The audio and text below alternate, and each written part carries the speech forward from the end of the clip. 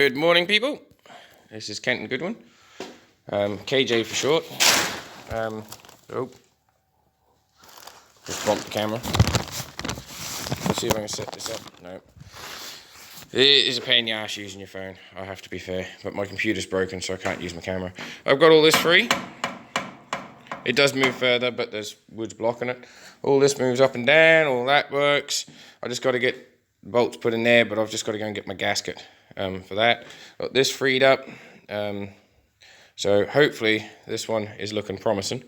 I was told I took the piston out of this one and put into the other one because I put a new seal on that other piston, so I thought I'd do that.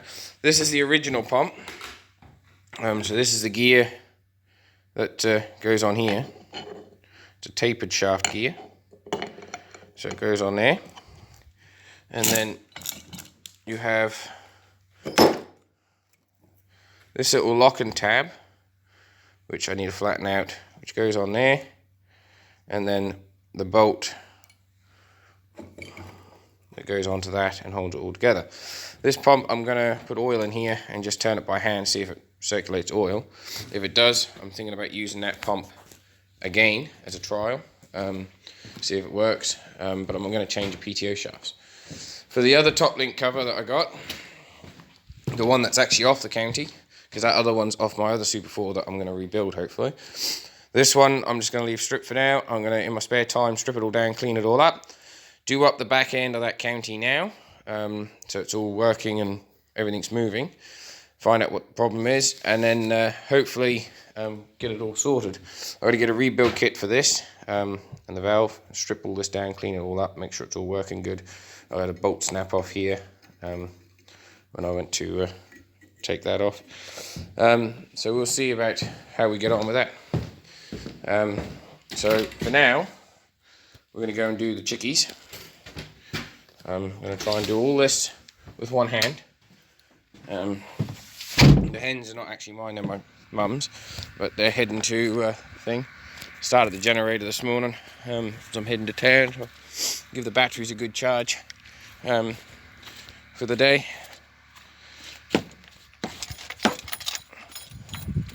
Very, very windy last night. It was up to, I think the wind, someone said, was up to 60 mile an hour with 70 mile an hour gusts. Nice day in paradise. You get some people that worry about the wind, but for us it's just another day in paradise. Get used to it after a while. You know, when you do a job, you don't just leave a sheet of tin with 2 bricks on it to hold it down. If you leave it on the ground, you sit there. Morning, chickies! There's our chickies. Got one molting slightly. They go there molting. And got the old rooster. And picked a bad time to molt, really, haven't they? Just come in here.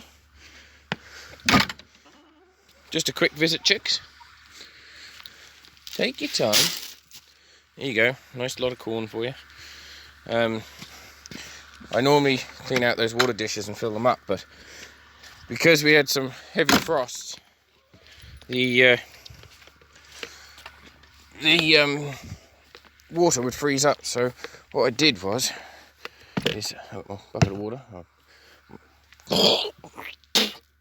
Just swallowed a fly. That's nice. Might have to swallow a spider next. So that's what we call the peat bog paddock, where we normally cut peat. We don't have a peat stove at the moment, but hoping to in the future. So my job this morning is to give this a bit of a clean. I don't know how I'm setting you guys up for it. Say water. Give that a clean. Hens are very messy things. So I'll see if I can set you up somewhere so you can watch me. Not sure how this is going to work. If it's going to work.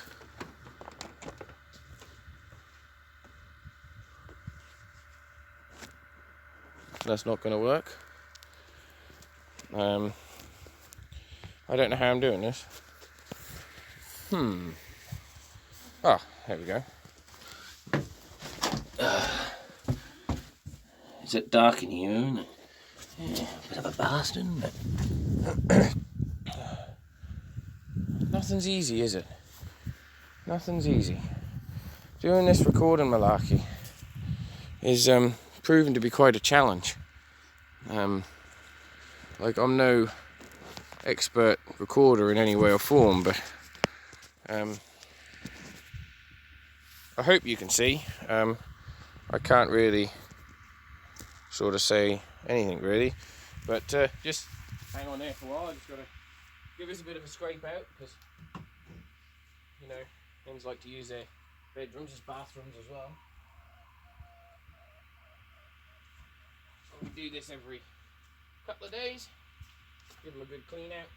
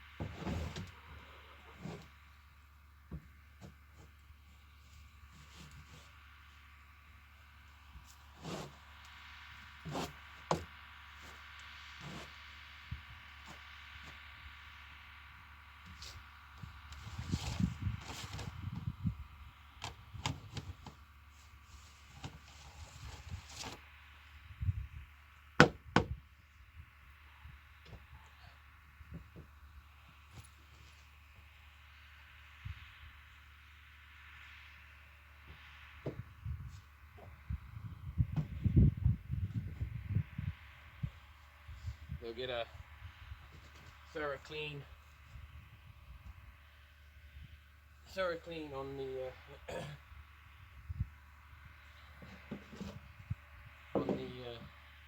weekday.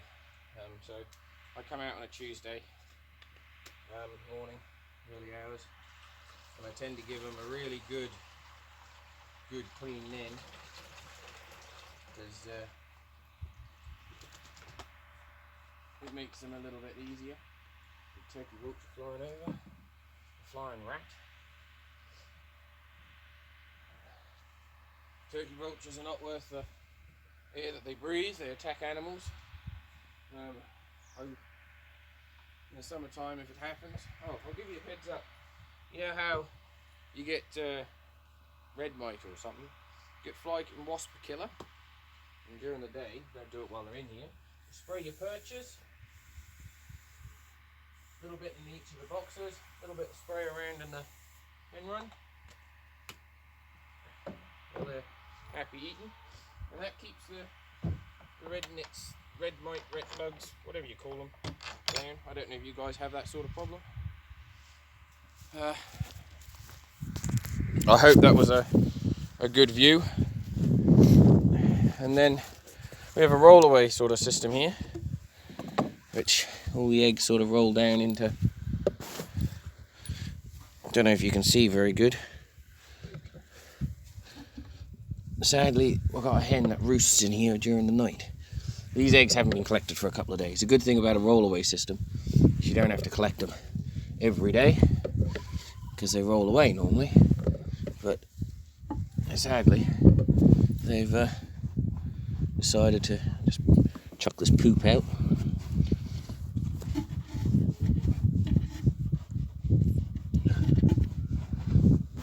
My little boy said to me, he said, "Dad, I can't believe you're using your hands." I said, "Well, that's what they invented soap and water for, son. You know, nothing about getting your hands dirty for an honest living. You know, they lay us eggs. So, what's the problem of..." I think this is all swollen up. What's the problem with having a bit of getting your hands dirty? It's only a bit of poop. You know, I used to work in government, cleaning out the sewer systems in Stanley, and you'd wear all the kit. I think once you've done that, there's some happy chickies. Looking all nicely happy. So we got 2, 4, 6, 8, 9 eggs. I'm trying to think when I collected them. I only just run out in the house, so I tend to just come out. There's the old drum burning over there. I'll go this way. We'll go up this way. Okay. I was going to take a video of that turkey vulture, but he's prowling the area for food. This is just a small video of what I sort of get up to. This is just a minute job really. It's nothing. It only takes 10 minutes. Well, it takes a bit longer than 10 minutes, but figment of speech, as they say. So we put our 24-hour power system in. We got it going down to that red box, which got a video to post up for it. And then we also ran a water line. But here we left a cable with a bit of extra. We're going to put another feeder box in there, hopefully, or another shed. And then eventually, hopefully one day, down there, I'll hopefully have a garage. One day. This trailer we've got to fix up for the tractor. It's the next military one. Used to have generators on them, I think. We're going to take the front axle off and put it on a drawbar. Use it as a fencing trailer. It's got very wet and muddy around here. You can hardly get up with a vehicle, or you can't get up with a vehicle when it's like this. And trench is sunk a little, so get long. There's the old 300 TDI Discovery. Not actually a bad girl, she just needs a good service. Bushes and things changed on her, but probably never get around to it. Got a little house garden up there. I have got another garden where we planted over 2,000 sets of potatoes, but sadly the frost got to them before then. Well, that's all for now, and I'll do a video probably in the town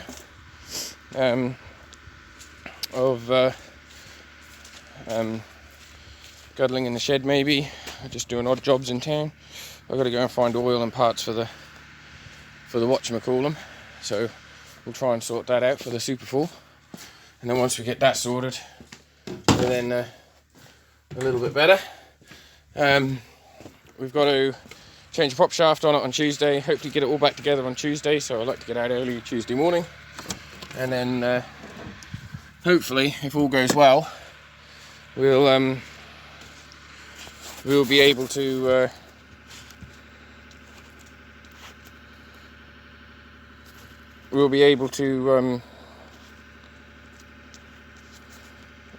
this isn't going to work, this is. We'll be able to get it going, and then the next big job is sorting out the rattle on the gearbox. So this is my 300 TDI engine. She's done about, I don't know, 120. Looks like I need to put some oil in her and go back over to the shed and get some oil, I guess. She burns a little bit of oil, but she does a lot of hard work. She's also had a boost pin fitted. She's had a boost pin fitted. She's had all the front axles redone. What else she had done? She's had quite a bit done when you put it into that sort of aspect. Because she's had what else? Oh, the engine change. It's not its original engine.